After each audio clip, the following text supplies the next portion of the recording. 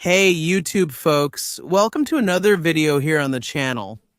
And in today's video, we'll see an incredible and fantastic game by the genius of the Romantic era of chess, Paul Morphy.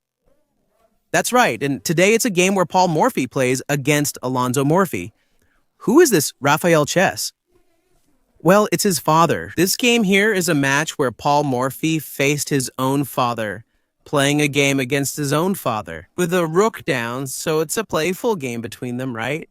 Paul Morphy at this time was 13 years old, and for those who don't know, the Romantic period of chess. It's that period when players like to attack. So, the player's goal was to attack the opponent's king, sacrifice pieces, and win by more. Checkmates with style, so they played to checkmate. They didn't play positional chess. There was none of that. It was real chaos on the board. And very interesting games, for sure. And Paul Morphy, in this specific game here, he was 13 years old and played this game. An exhibition, right? Against his father, with a rook down, but with an incredible, surprising, and brilliant endgame. You guys are going to love it. So, without further delay, let's get straight to today's game right now. And so, guys, here we are. And playing white was Paul Morphy, the genius of the Romantic era of chess, against Alonzo Morphy, his father, and Paul Morphy. It's just that, without a rook, what madness. He already has an e4 on the board since Paul Morphy favored the king's pawn. His thing was attacking his father. He played with e5. After knight f3, knight c6 was played, then bishop c4, a popular move at the time. Why? Because it already directly targets the f7 pawn and several themes start to appear, right? People often attack here. Both Paul Morphy and his father played knight f6 in this position. So he played knight g5. It's already there. That's it. He didn't castle, didn't do anything. He just went for the attack. Played knight g5 and is already threatening a knight. Takes on f7 for a fork. Already trying to win material in this position. Paul Morphy's father played d5 here, blocking this bishop's diagonal a bit. After pawn takes pawn and knight recaptures, Paul Morphy launches his attack with tactical ideas, prompting a suspicious reaction from Roberti. And it was with the following move. Dun, dun, dun, dun, dun, dun, dun, dun, dun, dun. Knight takes on f7. Paul Morphy just dropped this double bomb here, right? But of course, he's sacrificing the knight here because the king can take it, so king takes on f of 7. And what's Paul Morphy's idea here? He quickly brings the queen into play with queen to f3. It's a check, exposing the king and attacking the knight on d5. Paul Morphy's father didn't want to lose that piece, so what he did was bring the king over for defense, the famous Ivanchuk king, right? The king's already in the center. It's the Romantic era of chess, right? So here the knight is really pinned by the bishop and the queen's attack. Currently, 2 pieces attack the bishop and queen, while 2 defend the king and queen. And we see that there are 2 pieces attacking. 2 defending, the piece isn't falling. However, Paul Morphy brings in another piece by playing knight to c3, so now 3 pieces attack the d5 square. In other words, this knight is going to fall. What are black going to do here to try to hold this? Paul Morphy's father played knight to d4, attacking the queen, and threatening knight to c2. Since there's no rook left, the fork isn't as troublesome.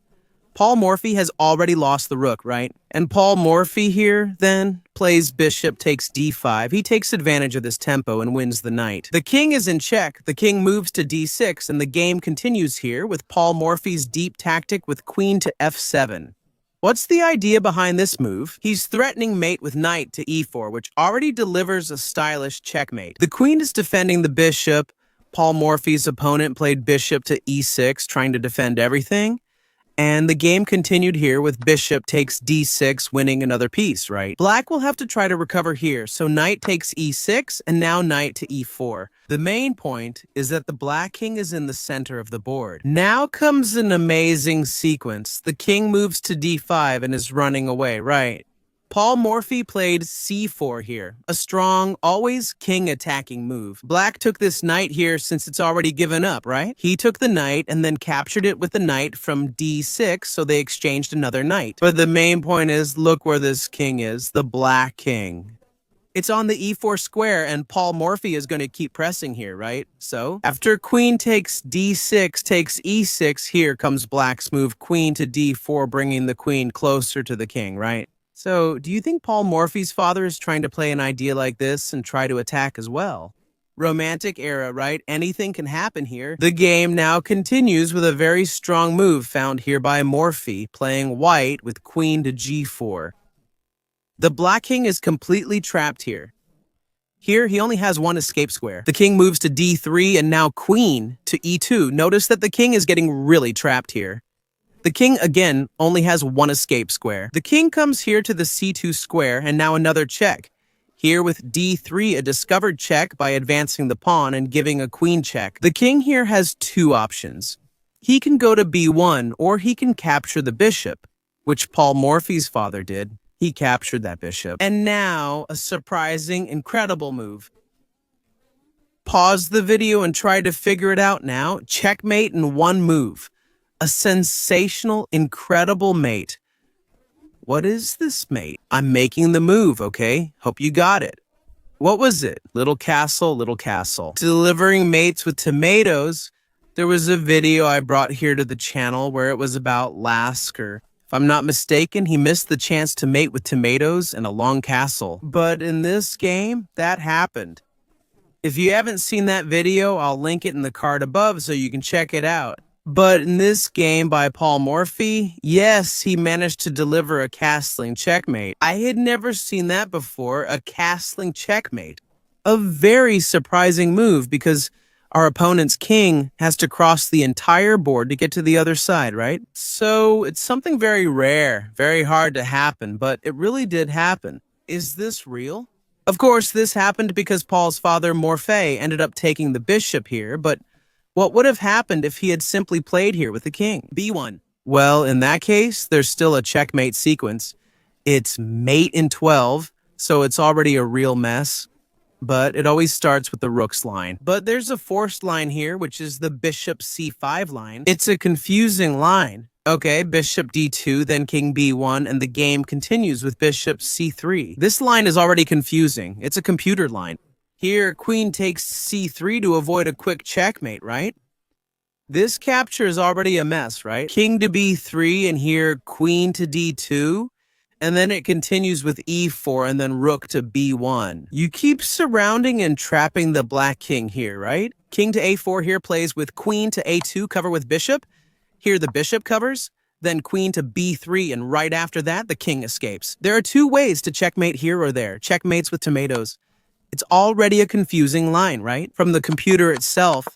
But his father ended up taking the bishop, right? Which ended up creating this sensational, incredible checkmate. After that capture with castling, really sensational, I had never seen a checkmate by castling before. And let me know in the comments if you've ever seen this in any other game. If you've seen this in another match, put it in the comments too. Which game was it? I want to take a look at it, okay? I hope you enjoyed this match. And that's it, guys. So, guys, did you like this match? Don't forget to leave a big like down below, because it really helps the channel grow. And if you're new here on the channel, make sure to subscribe. Turn on the notification bell so you always know when new videos come out on this channel, and see you in the next videos. Guys, all right?